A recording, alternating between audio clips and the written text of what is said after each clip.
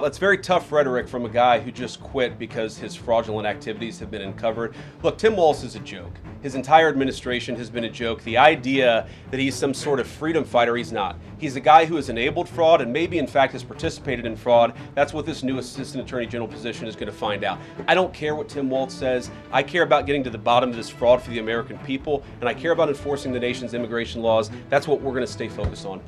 If you're a young parent struggling to afford childcare in the United States of America, there are programs that we have to make it easier for your kids to get in daycare, for your kids to get in preschool. Those programs should go to American citizens, not be defrauded by Somali immigrants and others. Make it hard for you to get the access to the resources you need. But number two, making it easier for people who shouldn't even be in this country to fleece the United States and our taxpayers to begin with. We have actually activated a major interagency task force to make it possible to get to the heart of this fraud. We have Department of Agriculture resources that are focused on SNAP fraud so that people who need food benefits can get them, but illegal aliens and other fraudsters don't. We have over 1,500 subpoenas that the Department of Justice has issued to get to the heart of the fraud ring. We've done almost 100 indictments, mostly Somali immigrants, but also a few others. And of course, we're looking in with broad investigatory authority to a number of the instances of wrongdoing that we've seen in Minneapolis. But we also want to expand this. We know that the fraud isn't just happening in Minneapolis, it's also happening in states like Ohio. It's happening in states like California. And so what we're doing in order to help coordinate this remarkable interagency effort from the Trump administration, but also to make sure that we prosecute the bad guys and do it as swiftly and efficiently as possible, is we are creating a new Assistant Attorney General position who will have nationwide jurisdiction over the issue of fraud. Now, of course, that person's efforts will start and focus primarily in Minnesota, but it is going to be a nationwide effort because, unfortunately, the American people have been defrauded in a very nationwide way. I want to thank a couple of people for their cooperation, in particular Pam Bondi, our Attorney General. First of all, for getting a lot of resources to Minneapolis to start to investigate and prosecute this fraud, really at an industrial scale. We've never seen fraud like this in the history of our country.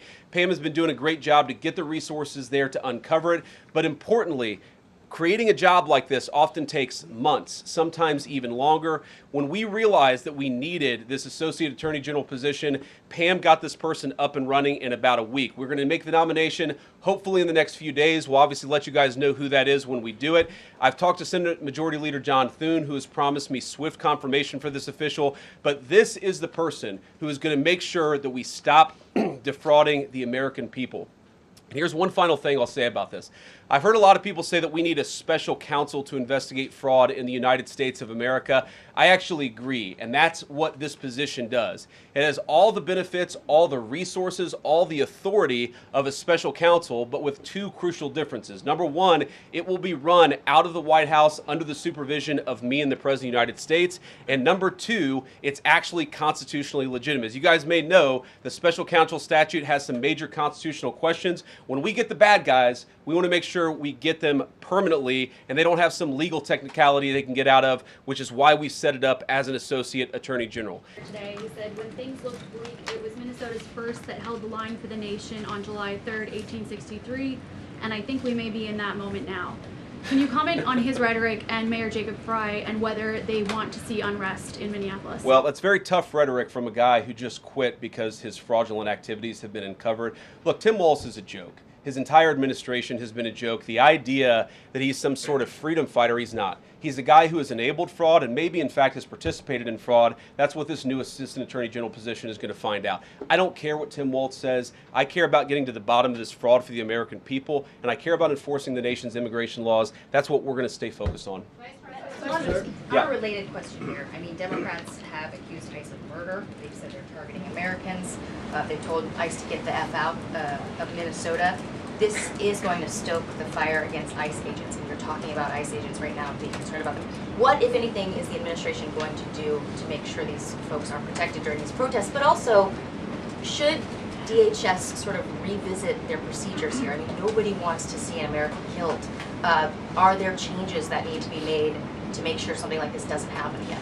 Look, first of all, of course, nobody wants an American citizen to be killed. This is absolutely a tragedy. But but it's a tragedy of the making of the far left. They have radicalized a very small segment of the population, taught them that ICE agents are engaging in wide-scale violation of people's rights.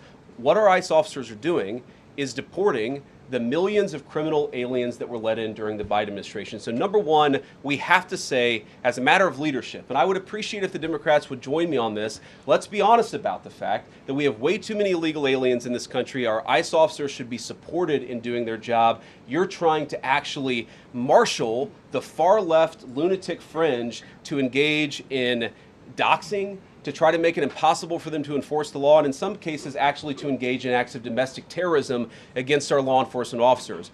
When you talk about different plans, different protocols, different policies, I forget exactly how you asked the question. Here's the simple fact.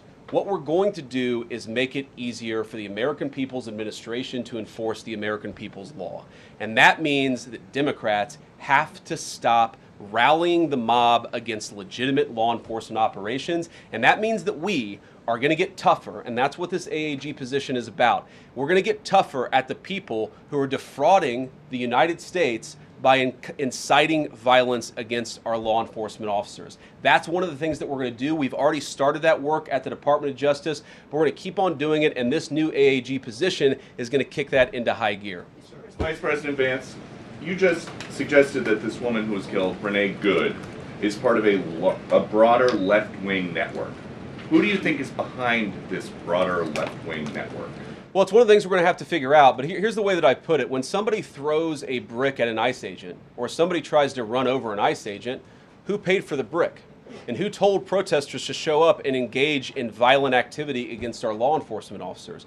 You see, just with this most recent terrible incident in Minneapolis, you see friends of this woman's or other people who are eyewitnesses saying basically that she was there to engage in obstruction of a legitimate law enforcement operation. How did she get there? How did she learn about this? There's an entire network, and frankly, some of the media are participating in it, that is trying to incite violence against our law enforcement officers. It's ridiculous, it's preposterous, and part of our investigatory work is getting to the bottom of it. Who's funding it? Who's supporting it? Who's cheerleading it? And of course, if there's illegal activity related to that, we're going to get to the bottom of that and prosecute it where we can. Vice President, thank you for taking questions today.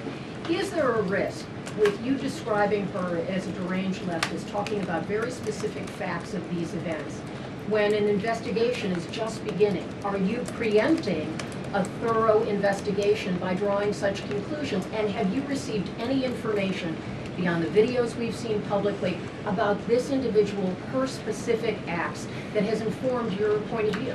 Well, first of all, the Department of Justice is going to investigate this. The Department of Homeland Security is already investigating this. But the simple fact is, what you see is what you get in this case. You have a woman who was trying to obstruct a legitimate law enforcement operation. Nobody debates that.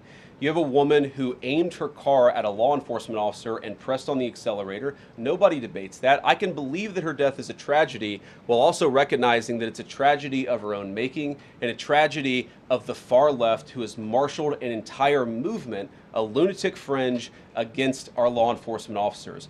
I think what is clearly happening here, and it's going to keep on happening unless the Democrats wake up and say, you know what, you don't have to agree with our immigration policies. You don't have to agree with what the president or the vice president believe about immigration enforcement, but why don't you take this to the ballot box? Why don't you vote? Why don't you organize? Instead, what some of them are doing is encouraging people to get violent with our law enforcement officials. It's disgraceful, and it's got to stop.